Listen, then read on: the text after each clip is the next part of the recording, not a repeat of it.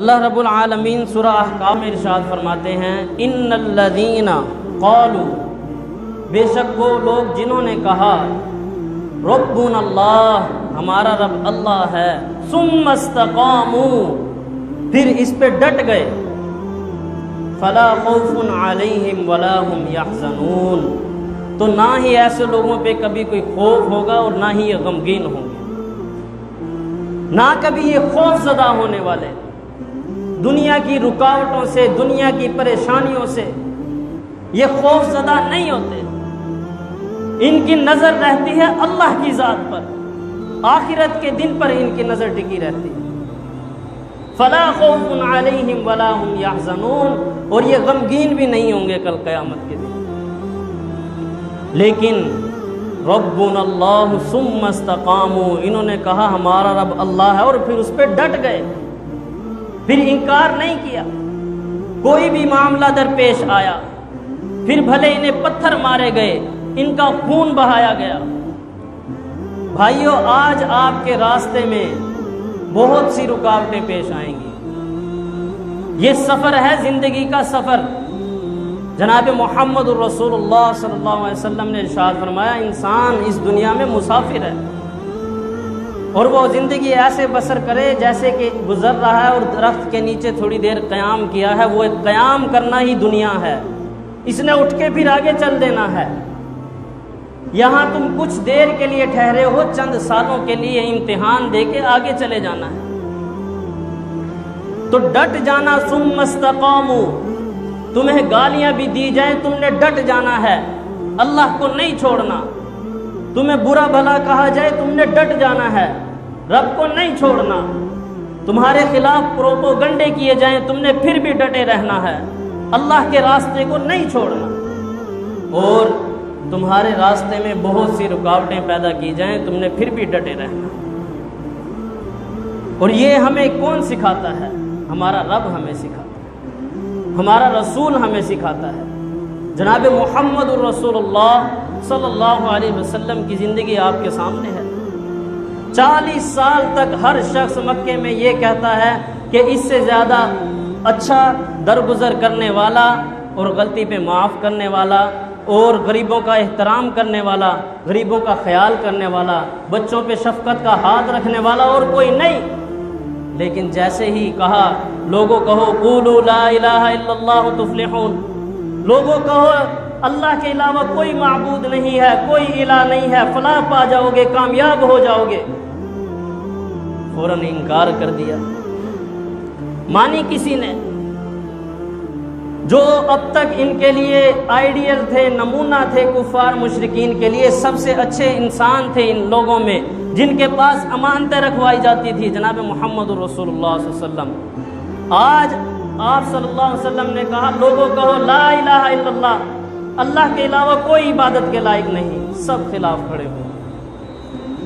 لیکن کیا جناب محمد الرسول اللہ صلی اللہ علیہ وسلم پھر گئے؟ اپنے بھی خلاف ہوئے، بیگانے بھی خلاف ہوئے۔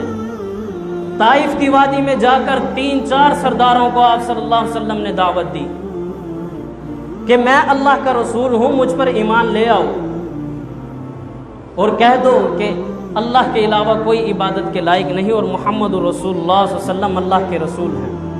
یہی دعوت کئی دن یہی دعوت دی تھی سرداروں کو۔ جب جناب محمد الرسول اللہ صلی اللہ علیہ وسلم وہاں سے نکلے زید بن حارثہ کے ساتھ رضی اللہ تعالی عنہ، تو پیچھے شرارتی لڑکوں کو لگا دیا، ان کے اوپر پتھر برساؤ اور ان کو یہاں سے ایسے نہیں جانے دینا۔ جناب محمد رسول اللہ صلی اللہ علیہ وسلم پتھر کھا رہے ہیں، آپ زید بن حارثہ بچا رہے ہیں، زید بن حارثہ کو بھی پتھر لگ رہے ہیں۔ یہ کیفیت ہے کائنات کے امام کی اس وقت جب وہ دعوت دے رہے ہیں، اور ایک ایسا وقت بھی آیا کہ وہی نازل نہیں ہو رہی، اور آپ صلی اللہ علیہ وسلم سمجھ رہے ہیں کہ شاید میرا رب مجھ سے ناراض ہو گیا ہے، اس وجہ سے اب تک وہی نازل نہیں ہوئی۔ لیکن اللہ رب العالمین نے جناب محمد الرسول اللہ صلی اللہ علیہ وسلم کی حوصلہ افزائی کے لیے سورۃ الضحیٰ نازل کی۔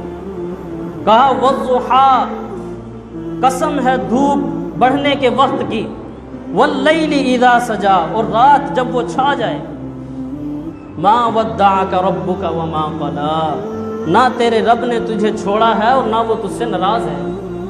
یہ حوصلہ افزائی کس کی جا رہی ہے؟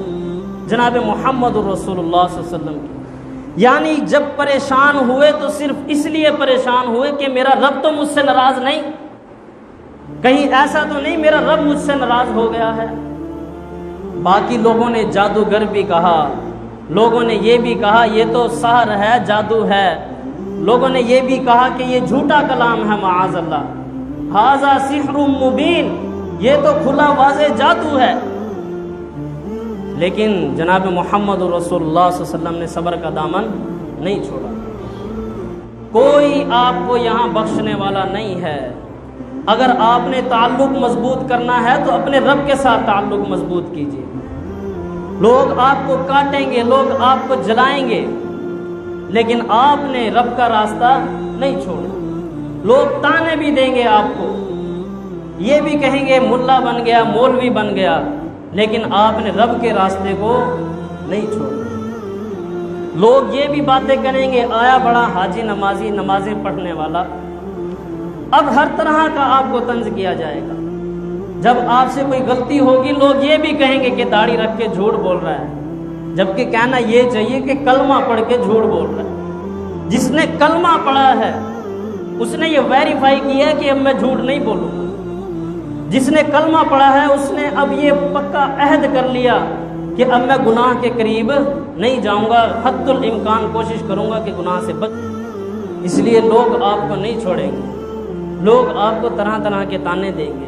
جب آپ داڑھی رکھو گے تب بھی آپ کو تانے ملیں گے، جب آپ جو محمد رسول اللہ صلی اللہ علیہ وسلم کی سنت کو اپناؤ گے لوگوں نے تب بھی نہیں بخشنا آپ شلوار ٹخنوں سے اونچی کرو گے تب بھی لوگ آپ کو تانے دیں گے کہ شلوار چھوٹی رہ گئی ہے، سیلاب آ رہا ہے، پانی آ گیا تھا، کپڑا کم رہ گیا تھا۔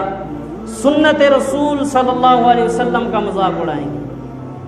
آج کے لوگوں نے آپ کو نہیں بخشنا، آپ کے ساتھ چلنے والے بھی لوگ ہوں گے، آپ کے خلاف کھڑے ہونے والے بھی لوگ ہوں گے، لیکن ثم استقاموا، تم نے ڈٹ جانا ہے۔ تم کہو ہم اپنے رب پر ایمان لائے، ہم تو چلتے ہوئے ایک مسافر ہیں، اس زندگی سے ہم نے چلے جانا ہے۔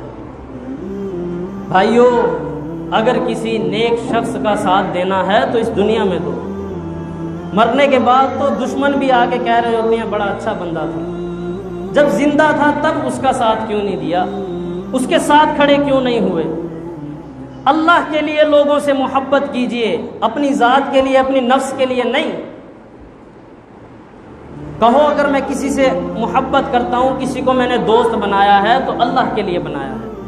ایسے شخص کو بھی جناب محمد رسول اللہ صلی اللہ علیہ وسلم نے ارشاد فرمایا کہ کوئی شخص اگر کسی سے اللہ کے لیے محبت کرتا ہے، اللہ کے لیے کسی کو دوست بناتا ہے، آپس میں وہ دوستی اللہ کے لیے ہے، دینداری، ایمانداری، ایک دوسرے کو حق کی بات کی دعوت دینا، تو کل قیامت کے دن جب کوئی سایہ نہیں ہوگا اس شخص کو بھی اللہ رب العالمین عرش کا سایہ نصیب کرے۔ ان لوگوں میں یہ بھی شامل ہے۔ اور جو قیامت کے دن عرش کے سائے والے لوگ ہیں ان کی صفات اٹھا کر پڑھیے، اس میں صبر اور استقامت ہی آپ کو ملے گی۔ انبیاء کے واقعات آپ اٹھا کر پڑھیں، سب سے بڑا جو سبق آپ کو ملے گا وہ صبر اور استقامت ہے۔